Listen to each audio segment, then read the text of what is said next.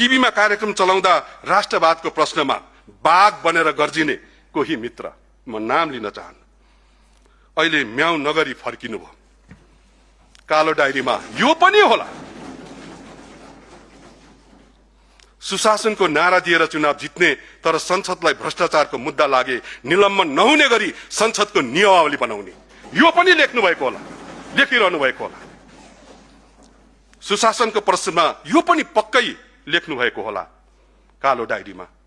छानबिन आयोगका नाममा छलछाम आयोग बनाउने, तब प्रतिवेदन पढ्नै परेन, दोषविहीन करार, आफै झाँक्री, फेरि आफै पुरस्कृत हुने, यो पनि लेखिराख्नु भएको होला। हिजो प्रश्न गर्दा मन्त्रीको बारे प्रश्न उठ्दा सबै आगो, आज अर्थमन्त्रीको बारे गम्भीर प्रश्न उठ्यो, सबै बरफ किन? किन सबै बरफ? त्यो डायरीमा यो पनि टिप्पण परेकै होला। डायरीमा टिप्नेहरूले इन्द्रबहादुर राईको नाम पनि टिपेका होलान्। म सभामुख महोदय मार्फत सोध्न चाहन्छु प्रधानमन्त्रीजीलाई, के तपाईँ इन्द्रबहादुर राईलाई चिन्नुहुन्छ?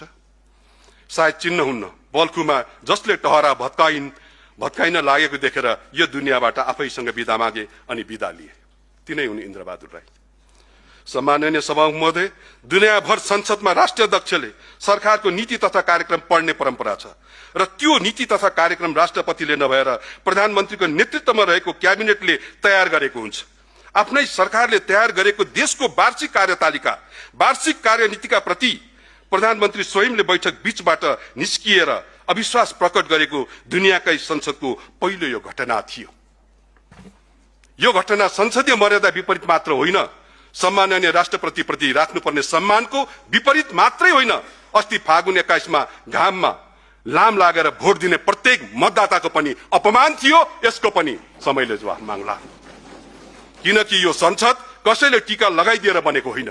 यहाँ बसेका प्रत्येक सांसद जसरी प्रधानमन्त्री मतदाताको मतबाट चुनिएर यहाँ पुग्नुभयो त्यसरी नै पुगेका हुन्। सत्तारूढ सांसदहरू पनि दास र प्रथाकालीन सांग्लामा बेरिएका निरीह जीव होइनन्। न दास हुन् न लास हुन्। प्रत्येक सांसद सार्वभौम अधिकार सम्पन्न नेपाली जनताका साथ